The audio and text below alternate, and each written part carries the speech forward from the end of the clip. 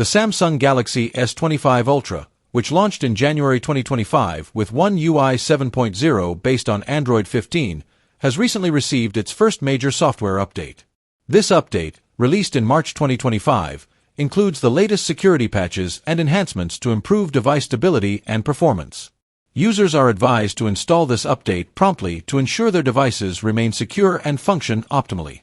One UI 7.0 introduces several new features designed to enhance user experience.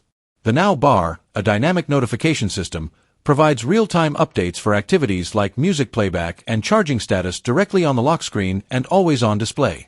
Additionally, the AI-powered Now Brief widget offers personalized daily summaries, including schedules, reminders, and relevant information, streamlining daily planning.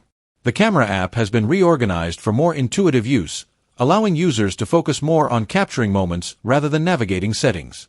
Furthermore, the audio eraser feature enables users to remove unwanted background noise from videos, enhancing audio clarity.